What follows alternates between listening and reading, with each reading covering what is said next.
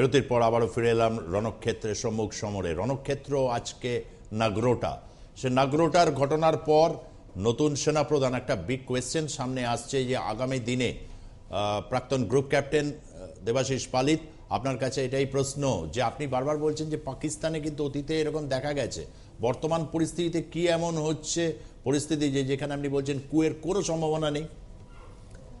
এই জন্যই আমি কুয়ের সম্ভাবনা বলছি যে কুটা আগে যদি দেখেন কিসের জন্য কু হয়েছিল, কাউকে ওভারথ্রো করে তার জায়গায় কেউ বসার জন্য। এখন তো বসার দরকার নেই, ওরা তো না বসেই সেই জিনিসগুলো পাচ্ছে। যেমন let us say the present Javed Bajwa is been picked up by the prime minister, এবং দ্যাট মিনস যেই জিনিসটা চলছে সেই জিনিসটাই চলছে। ওরা তখনই কু করবে যখন জানে যে আমাদেরকে হাঁটিয়ে দেওয়া হচ্ছে, আমাদের কোনো পাওয়ার দিচ্ছে না। They are looking after the full power is with them. তারা যা চাইছে তাই পাচ্ছে, হয়তো ডাইরেক্টলি বলছে না কিন্তু সেইভাবেই হয়ে যাচ্ছে। কিন্তু অতীতে কিন্তু মানে যাদের মানে প্রধানমন্ত্রীরা বসেছেন সেক্ষেত্রে কিন্তু তাদেরই ফাঁসি কাটে লটকে দিয়েছে, এই ধরনের ঘটনাগুলো ঘটেছে। এবং যেখানে রাজনীতিক হিসাবে নওয়াজ শরীফ আজকে প্রচন্ড পরিমাণে কর্নার পাকিস্তানে, সেই জায়গা থেকে দাঁড়িয়ে তো আবার একটা সুযোগ আছে ওখানকার সেনাবাহিনীর কাছে। সেইখানেই আপনি তাহলে বলুন, আপনি নিজেই বলেছেন বা আমাদের প্রফেসর যেটা বললেন, উনি কিন্তু 3 জনকে সুপারসিড করে চিফ হয়েছেন। কিসের জন্য হয়েছেন? ওনাকে তো পিক আপ করা হয়েছে। সব দেশেই সেটা হয় যে chief of the army staff, air force or this thing is decided by the government, যে কে রাইট ম্যান আছে। ওখানে সিনিয়রিটিটা খুব একটা বিরাট প্রশ্ন নয়। তো সেখানে তিনি 3 জনকে সুপারসিড করে তিনি যখন হয়েছেন, that means is a picked up man. আমরা তো সেটা জানি না। এখন এই পজিশনে বসার পরে তিনি কি করবেন সেটা আমরা আগামী 10 বছরে বা আগামী 2 বছরে হয়তো বুঝতে পারবো। এই মোমেন্টে আমরা বলতে পারবো না সেটা। সেই কারণের জন্য আমি দুটো জিনিস একটুখানি যদি সময় দেন আমি বলতে চাইছি যে দুটো জিনিস, যে আমরা এই যে জিহাদিগুলোর সম্বন্ধে কথা বললাম, একটা জিনিস কিন্তু আমরা আজকে নিউজের, আমি তো ওখানে যাইনি, কিন্তু আপনি যদি দেখেন এই জিহাদিগুলো কিন্তু কে, এই জিহাদিগুলো মেজরিটি অফ দেম হচ্ছে লাইফ ইমপ্রিজনমেন্ট হয়েছে, যাদের ফাঁসি কাটে যাবার কথা সেগুলোকে ধরে নিয়ে এসে বলছে তুই এই কর, ডাইরেক্ট আল্লাহর কাছে চলে যাবি, তোর রয়ে গেছে। অতএব এইটা হচ্ছে পাকিস্তান বিনা পয়সায় একটা যুদ্ধ করবার মতো করছে, কোনো পয়সা খরচ নেই। সে মরে গেল, তাকে তার ফ্যামিলিকে দেখা হলো কি না হলো, that is immaterial. Majority of this jihadis are brainwash like this, number 1। Number 2, আমরা একটু আগে চায়না কেন ইনভলভ হবে না, আপনি যদি দেখেন, আমি professor will agree with me or you will also agree with me, চায়নার আজকে দুখানা ইন্টারেস্ট আছে পাকিস্তানে। China Pakistan economic corridor about $46 billion দিয়ে সেটা করা হয়েছে। Gwadar port is already activated with the Chinese staff. এই যদি আজকে ইন্ডিয়া পাকিস্তানের যুদ্ধ হয় তাহলে কি ওই জিনিসগুলো চলবে? অর্থাৎ চায়না, রাশিয়া, কেউই কোনো আজকে সুপার পাওয়ার, কোনো পাওয়ারই আজকে যুদ্ধ কিন্তু চায় না। Everybody is bothered about economy. India has become a big market for everybody to come here and earn money or whatever it may be, যেই অবস্থায় আজকে আমরা আছি। অতএব এই দুটো দেশের মধ্যে যুদ্ধ কতটা এক্সটার্নাল সাপোর্ট পাবে ইন্ডিভিজুয়াল দেশ, আমার খুব সন্দেহ আছে। আজকে কেউ যুদ্ধের জন্য চাইবে না। এরকম একটা সুন্দর পরিস্থিতির মধ্যে যে মানে একদম আভ্যন্তরীণ দুর্বলতাগুলো রয়েছে, যেটা প্রাক্তন গ্রুপ ক্যাপ্টেন দেবাশিস পালিত বারবার করে বলছেন যে আজকে নাগরোটার যে ঘটনাটা ঘটছে সেখানে হচ্ছে আর্মি বেসের মধ্যে গিয়ে ঢুকে করে, আগেও তিনি বলেছেন সেই জিনিসগুলোকে মিটিগেট করা যাচ্ছে না। আমাদের এইখানে কিন্তু এই পরিস্থিতিগুলোকে একেবারে তার আগের থেকে অনুমান করে নিয়ে কোনো যদি নতুন কোনো পদ্ধতি করা হয় সেটা কিন্তু করা হচ্ছে না। দেশবাসী কিন্তু বারবার করে এই প্রশ্নগুলোর দিকেই কিন্তু অগ্নি নির্দেশ করছে, তথাপি কিন্তু এই বিষয়ে কোনো সদর্থক উত্তর পাওয়া যাচ্ছে না। সায়ন্তনবাবু, নোটকাণ্ডেও তাই দেখছি, এই এই এই এই ধরনের ডিফেন্সের ক্ষেত্রেও তাই দেখছি। দেখুন, এর উত্তর অত সহজ সরল নয়, পরিষ্কার বলছি। কোনো উত্তরই, প্রধানমন্ত্রী পরিবর্তন হতে পারেন, মন্ত্রিসভা পরিবর্তন হতে পারে, কিন্তু দেশের যারা এই ধরনের গুরুত্বপূর্ণ পদে ব্যক্তি আছেন তাদের মধ্যেও খুব বেশি পরিবর্তন হয় না, হলেও খুব সামান্য হয়। যিনি চিফ অফ আর্মি স্টাফ আছেন তিনি কিন্তু সম্ভবত ডক্টর মনমোহন সিংয়ের সময় থেকেই চিফ অফ আর্মি স্টাফ আছেন, যতগুলো আমার মনে পড়ে। কারণ আর্মি বা আমাদের যে বাকি যে সৈন্যবাহিনী আছে সেক্ষেত্রে এখানে আইপিএস অফিসার পরিবর্তন যেমন রাজ্য সরকার সকাল বিকেল করে, সেক্ষেত্রে কিন্তু ভারত সরকার করে না। একটা সিস্টেম ওটা চলে। এবার আমরা যেটা দীর্ঘদিন ধরে বলে আসছি, ভারতবর্ষে জয়চাঁদের অভাব নেই। আপনারা দেখেছেন যে সার্জিক্যাল স্ট্রাইকের আগে পরে, বিশেষ করে উড়িকাণ্ডের ঘটনার পরে লাগাতার পাকিস্তানের চরেরা সব ধরা পড়ছিল, এবং পশ্চিমবঙ্গে এই আইএসআই চরের ধরার সংখ্যাটা ছিল সব থেকে বেশি। এনআইএ যেখান থেকে পেরেছে লোককে তুলে নিয়ে এখান থেকে চলে গেছে। দুর্গাপুর থেকে ধরে নিয়ে গেছে, গার্ডেন রিচ থেকে ধরে নিয়ে গেছে, মেটিয়া বুরুজ থেকে ধরে নিয়ে গেছে, কারোর পলিটিক্যাল কানেকশনও পাওয়া গেছে। এই জয়চাঁদদের সংখ্যা আমাদের দেশে প্রচুর বেশি, সেই সংখ্যাকে এখনো ভারত সরকার সম্পূর্ণভাবে কন্ট্রোল করতে পেরেছে এটাও আমরা একদম বিশ্বাস করি না। হয়তো বেরোবে, আরো বেরোবে, কিন্তু যতদিন না এটাকে নিউট্রালাইজ ওদের করা যায় ততক্ষণ কিন্তু এই সমস্যা চলবে, হয়তো কমবে কিন্তু এটা চলবে। এবং এই জয়চাঁদদের দিকে আমরা বারবার প্রথম থেকে অঙ্গুল ইলন করেছি, তার জন্য কেউ আমাদের অসহিষ্ণু বলেছেন, তার জন্য কেউ আমাদের সাম্প্রদায়িক বলেছেন, তার জন্য কেউ আমাদের বলেছেন এই দেখো বিজেপির বিরোধিতা করলেই আমাদেরকে এসব শব্দ প্রয়োগ করে। কারণ ভারতবর্ষের মধ্যে একটা মিনি পাকিস্তান আছে, ভারতবর্ষের মধ্যে একটা অ্যান্টি ইন্ডিয়ান লবি আছে যারা অত্যন্ত স্ট্রং, যারা প্রচণ্ডভাবে স্ট্রং। এই যে অনেক কোর্টে টোর্টে কেস হলো, foreign contribution regulation act FCRA Bharat সরকার পরিবর্তন করলো, প্রায় 30,000-এর মতো এনজিওর FCRA রেজিস্ট্রেশন বাতিল হলো। কেন বাতিল হলো? যত বাতিল হচ্ছে তত বেশি গালাগালির সংখ্যা বাড়ছে বিজেপির প্রতি বা সরকারের প্রতি। এই কারণে, কারণ কেউ বলছেন এই দেখুন গুলি চালিয়ে দিল, সব খবরের কাগজগুলোতে ছবি বেরোচ্ছে, চোখে গুলি লেগেছে, ছড়রা গুলি লেগেছে, এই লেগেছে সেই লেগেছে। কেউ তো একবার দেখাচ্ছে না আমাদের যে CRPF এর অফিসারটাকে কিভাবে মারলো, কেউ তো দেখাচ্ছে না যে এইখানে আর্মির অফিসারদের কিভাবে, না ওটা দেখানো হয়, ও না কে না বলেছে? পার্সেন্টেজ অনেক কম, আমি পরিষ্কার বলছি। দেখুন আমার বলতে কোনো আপত্তি নেই, না, আপনি পার্সেন্ট একটা আপনি- সহানুভূতির হাওয়া, তার কারণ এরা হচ্ছে দেশ বিরোধী শক্তি, কেউ প্রকাশ্যে করছে, তার জন্য স্লোগান ওঠে ভারতবর্ষে জং চলেগি জং চলেগি, ভারতকে বরবাদি তক জং চলেগি। যখন সেই অপরাধীদের বিরুদ্ধে দিল্লি পুলিশ ব্যবস্থা নেয় কেন্দ্রীয় সরকারের বিরুদ্ধে, তখন মিডিয়ার এক শ্রেণীর বুদ্ধিজীবী রাস্তায় নেমে পড়ে। আমেরিকায় করতে পারবেন, ইসরায়েলে করতে পারবেন, আমেরিকা তো ভারতকে আমেরিকা তো বরবাদি, প্রতি মুহূর্তে ক্যাম্পাস উত্তপ্ত থাকে এই সবগুলো প্রশ্নগুলো। সরকার কঠোর ব্যবস্থা নেয়, সরকার কঠোরতম ব্যবস্থা নেয় আমেরিকাতে যদি এ ধরনের কোন ধরনের আচরণ হয়। রাজাগোপাল আমি বাবু, দায়িত্ব নিয়ে বলছি। রাজাগোপাল বাবু, আপনি নিশ্চয়ই দুজনের বক্তব্য আপনি শুনছেন, আন্তর্জাতিক সম্পর্ক বিষয় তো বটেই, এই জায়গা থেকে দাঁড়িয়ে অনেকগুলো প্রশ্ন তো থাকছেই, যে অনেকগুলো প্রেরোগেটিভ মেজার কিন্তু নেওয়া যেতেই পারতো, অনেকটাই সময় ছিল, কিন্তু সেগুলোকে নেওয়া যাচ্ছে না। আপনি কিন্তু অন্তত এই জায়গা থেকে কোনো বিতর্কের ভয় না পেয়ে আপনি বলুন আপনার কথা। না আমি বিতর্ক, দেখুন সুজিত দা, বলতে তো কোনো দ্বিধা নেই যে পাকিস্তান যতটা ইন্টেলিজেন্স রাখে আমাদের দেশের ব্যাপারে, তাদের যে ইন্টেলিজেন্স শক্তি আছে, অ্যাটলিস্ট কোথায় আমাদের মিলিটারি ইনস্টলেশনসগুলো আছে, অসাধারণ খবর ওরা তো পেয়েছে, রেখেছে এবং সেটা এক্সিকিউটও করেছে, এটা তো বলতে দ্বিধা নেই, আমাদের সবাইকেই মানতে হবে। সুতরাং এই জায়গায় দাঁড়িয়ে আমাদের কতটা ইন্টেলিজেন্স পাকিস্তানের সম্বন্ধে আছে আমি এখনো জানি না। সায়ন্তন বাবু বলছেন জয়চাঁদের কথা। না দেখুন ব্যাপারটা হচ্ছে যে ভারতবর্ষ একটা মানে বহু মতের দেশ, এখানে নানান ধরনের লোক থাকে, এটা তো স্বীকার করা যেতেই পারে যে ভেতরকার লোকই করছে, যেটা পাকিস্তান সেই সুযোগটাই তো পাচ্ছে। এটা আমাদের দু ধরনের ব্যর্থতা। একটা ব্যর্থতা হচ্ছে যারা বাইরে থেকে এসে পড়েছে আমরা তাদের আটকাতে পারিনি, এটা তো ব্যর্থতা রয়েছেই।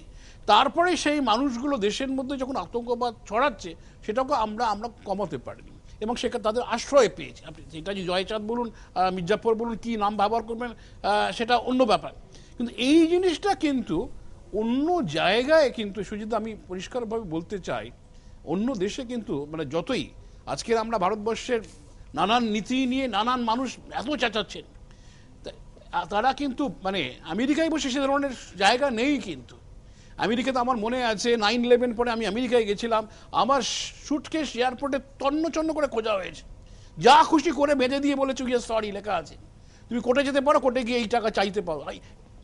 এই অবস্থা।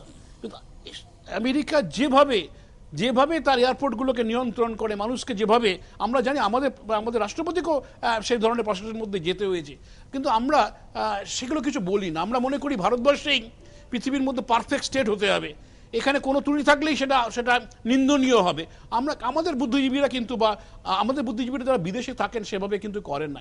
আপনি যে বললেন আমেরিকাতে ইউনিভার্সিটিগুলোতে আন্দোলন, সেভাবে সুজিত সেভাবে কিন্তু নেই। কয়েকটা বিশেষ বিশ্ববিদ্যালয় আছে, ক্যালিফোর্নিয়া যে আমাদের দেশে কয়েকটা বিশ্ববিদ্যালয় রয়েছে, সব বিশ্ববিদ্যালয় আন্দোলিত তো সেই হয় না। বলছি, ওখানেও কিন্তু সেভাবে আমরা দেখি না। ডোনাল্ড ট্রাম্পকে নিয়ে কিছু জায়গায় ঘটেছে, এটা সত্যি কথা, কিন্তু সেটা যে দীর্ঘস্থায়ী হচ্ছে, সব ক্যাম্পাস উত্তপ্ত না, আমার একটাই ওখানে যদি বলে আমেরিকা কি বরবাদি হোগি, তাকে হোমল্যান্ড সিকিউরিটি একটা ধরে আটকে রেখে দেবে, জীবনে জেল থেকে বেরোতে পারবে না।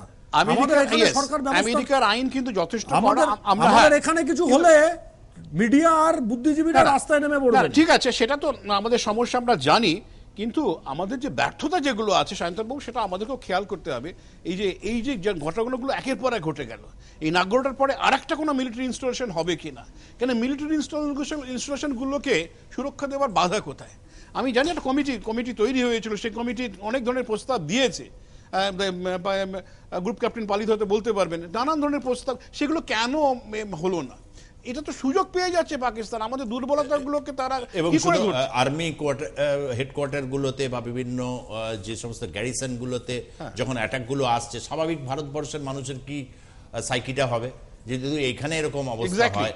তারা তো সামরিকভাবে প্রশিক্ষিত, এখানে যদি এরকম হয় তাহলে আমাদের এই নিরাপত্তা দেওয়াটা, স্বস্তি দেওয়াটা না হলে তো এরকম তারা অসহিষ্ণু হয়ে পড়বে, তখন তাদের সাথে কিছু হাওয়া দেবে কিছু বুদ্ধিজীবী। এটা সব দেশেই হয়, সেটাকে অস্বীকার করা যায় কি করে?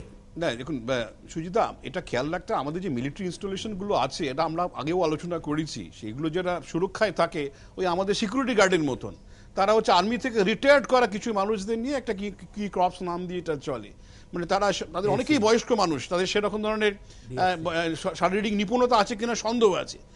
এই যে আমাদের সুরক্ষা ব্যবস্থা, এখানে কোথাও গলত তো রয়েই গেছে। এই জিনিসটাকে নিয়ে ভাববার প্রয়োজন রয়েছে। আমরা দেখা গেল বারবার ঘটনা সত্ত্বেও আমরা ভাবিনি, কিছু করে উঠতে পারিনি। আরও নানান জায়গায় যদি ব্যর্থতা, এই ব্যর্থতার খবর কিন্তু পাকিস্তানে চলে যাচ্ছে।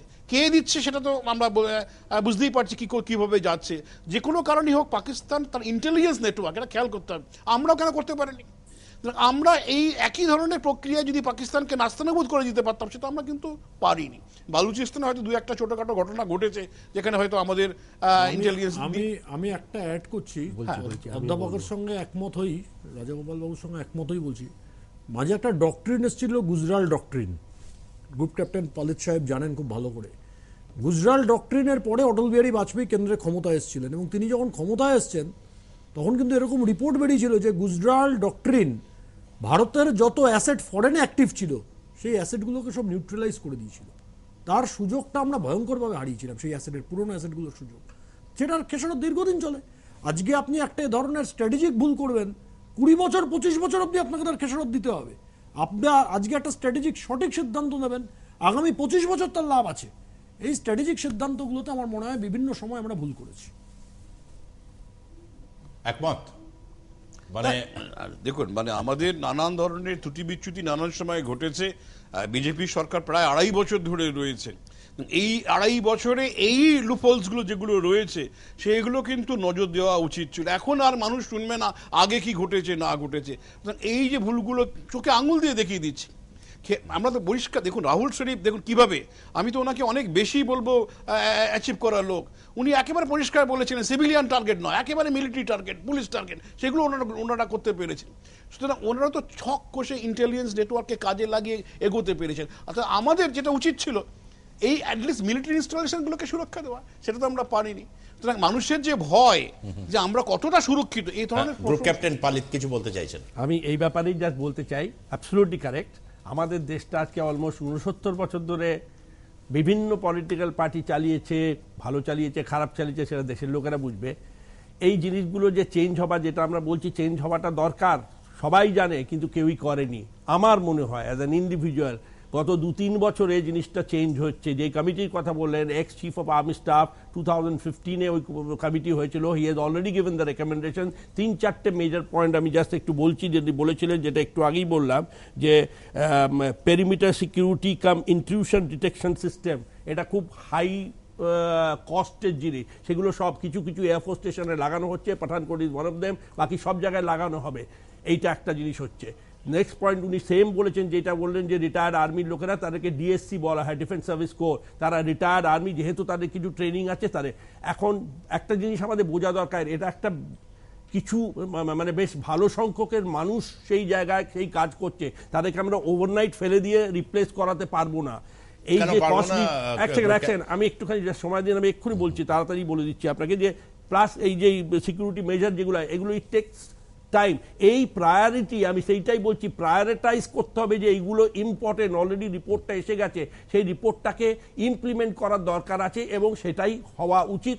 হচ্ছে কিনা বলতে পারবো না, হওয়া উচিত। কিন্তু আমি যেটা বলতে চাইছি যে এই জিনিসগুলো শুরু হচ্ছে গত 2-3 বছরের মধ্যে, খালি তার রেজাল্ট পেতে হয়তো সময় লাগবে, ততদিনে হয়তো অনেক লেট হয়ে যাবে। এই জিনিসটা চিন্তা করে আমাদের প্রেজেন্ট গভর্নমেন্টকে এটা প্রায়োরিটাইজ করা উচিত, যাতে এটা তাড়াতাড়ি হয়, কেন এনাফ ইজ এনাফ, কন্টিনিউয়াসলি এই জিনিসগুলো হয়ে যাচ্ছে। তাতে নেক্সট আমি পয়েন্টে আসছি, জাস্ট ছোট্ট পয়েন্ট, ইন্টেলিজেন্স। আমাদের ইন্টেলিজেন্স অনেক বেশি। আমরা কি এখানে বসে জানি যে আমাদের ইন্টেলিজেন্স কি পাচ্ছে? আমাদের অন্য রকমের পলিসি, ওদের অন্য রকমের পলিসি। ওদের পলিসি হচ্ছে এভরিথিং ইজ অ্যান্টি ইন্ডিয়া।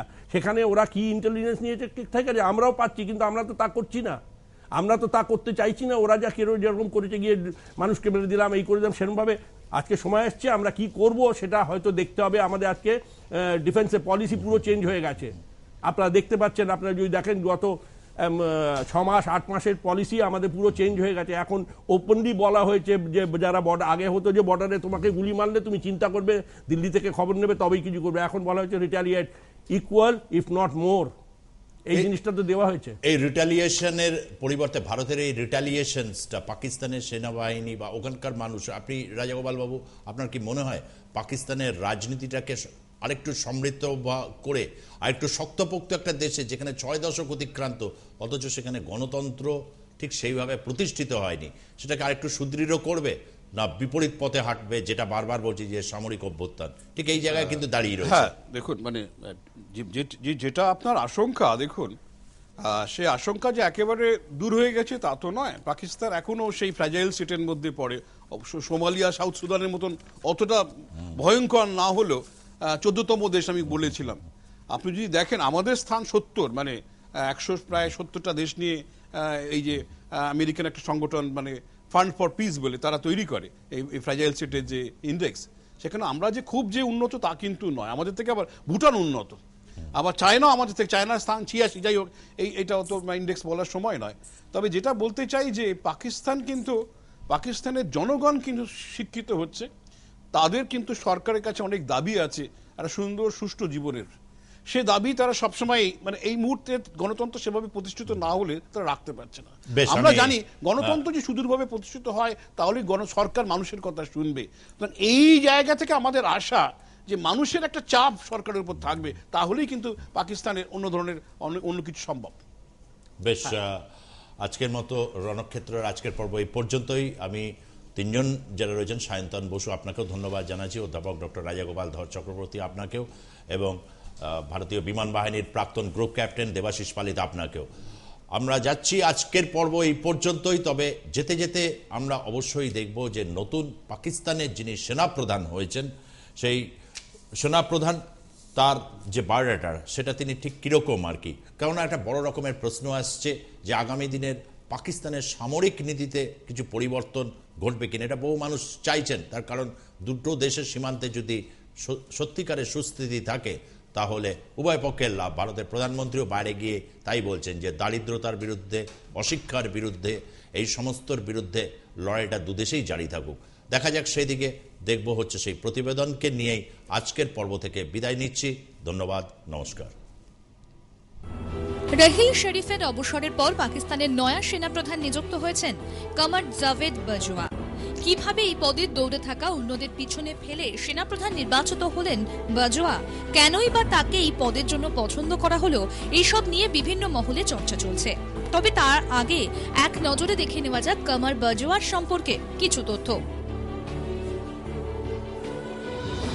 1980 সালের 24শে অক্টোবর 16 নম্বর বালুচ রেজিমেন্টে নিযুক্ত হন কমর বাজওয়া। ওই রেজিমেন্ট থেকে এর আগে আরো 3 জন পাক সেনাপ্রধান পদে নিযুক্ত হয়েছেন। কানাডিয়ান ফোর্সেস স্নাতকের ডিগ্রি, ক্যালিফোর্নিয়ার নাভাল পোস্ট গ্রাজুয়েট ইউনিভার্সিটির ডিগ্রি এবং ইসলামাবাদের ন্যাশনাল ডিফেন্স ইউনিভার্সিটির ডিগ্রি রয়েছে তার। কোয়েটার কমান্ড অ্যান্ড স্টাফ কলেজের স্কুল অফ ইনফ্যান্ট্রি অ্যান্ড ট্যাকটিক্সের পরামর্শদাতা ছিলেন তিনি। রাওয়ালপিন্ডির এক্স কর্পসের প্রধান ছিলেন, ইনফ্যান্ট্রি ব্রিগেডের মেজরও ছিলেন। পাক সেনাপ্রধান নিযুক্ত হবার আগে তিনি ছিলেন ট্রেনিং অ্যান্ড ইভ্যালুয়েশনের ইন্সপেক্টর জেনারেল। ভারতের প্রাক্তন সেনাপ্রধান জেনারেল বিক্রম সিং কমর বাজওয়ার কাজের প্রশংসা করেন। গণতন্ত্রের প্রতি তার আনুগত্য প্রশ্নাতীত, নিজেকে প্রচারের আলো থেকে দূরে রাখতে পছন্দ করেন। একই সঙ্গে তার সামরিক দক্ষতাও প্রশংসনীয়। এইসব কারণেই পাক প্রধানমন্ত্রী নওয়াজ শরীফ সেনাপ্রধান পদে তাকে নিয়োগ করেছেন বলে মনে করছে পাক সংবাদ মাধ্যম থেকে বিশেষজ্ঞ মহল। পাকিস্তানের সংবাদ মাধ্যমে বলা হয়েছে, দেশের ভালোর জন্য সবকিছু করতে তৈরি বাজওয়া। দেশের সংসদের প্রতিও তিনি শ্রদ্ধাশীল এবং গণতন্ত্রকে আঘাত করে এমন কিছু করতে তিনি নারাজ। অন্যদিকে পাকিস্তানের প্রবীণ রাজনীতিবিদ ও সামরিক বিশেষজ্ঞরা মনে করছেন কামার বাজওয়া দেশের সবচেয়ে স্পর্শকাতর নিরাপত্তা বাহিনীর কমান্ডার ছিলেন। তার সামরিক দক্ষতাও অতুলনীয়। তাই 2014 সাল থেকেই নাকি তাকে সেনাপ্রধানের দায়িত্ব দেবার কথা ভেবে রেখেছিলেন পাক প্রধানমন্ত্রী। সামরিক ক্ষেত্রে কামার বাজওয়ার অভিজ্ঞতাও সেনাপ্রধান হওয়ার দৌড়ে থাকা অন্যদের তুলনায় ছিল অনেক বেশি। এর পাশাপাশি সোশ্যাল মিডিয়ায় পাকিস্তানের নতুন সেনাপ্রধানের উপস্থিতি খুব কমই চোখে পড়ে। প্রচারে থাকতে ভালোবাসেন না তিনি। মূলত এইসব কারণের জন্যই বাজওয়াকে পছন্দ করেছেন শরীফ, এমনটাই মত সংবাদ মাধ্যম থেকে প্রাক্তন সেনাকর্তাদের। 2014 সালে রাওয়ালপিন্ডির কর্পস কমান্ডার থাকাকালীন একবার ভারত প্রসঙ্গে প্রশ্ন করা হলে কামার বাজওয়া বলেছিলেন ভারতকে তিনি পাকিস্তানের শত্রু বলে মনে করেন না, বরং জঙ্গিদেরই আসল শত্রু বলে মনে করেন। ভারত পাক সম্পর্ক বর্তমানে তলানিতে। সীমান্তে লাগাতার পাক সেনার গুলিবর্ষণ চলছে জঙ্গি অনুপ্রবেশও, যার বলি হতে হয়েছে ভারতের সেনা জওয়ান ও নিরীহ নাগরিকদের। এই পরিস্থিতিতে কামার বাজওয়ার ভারত নীতি কি হয়, তার ক্ষমতায় আসার পর ভারত পাক সম্পর্ক শোধরায় কিনা সেটাই দেখার। ব্যুরো রিপোর্ট, আর প্লাস নিউজ।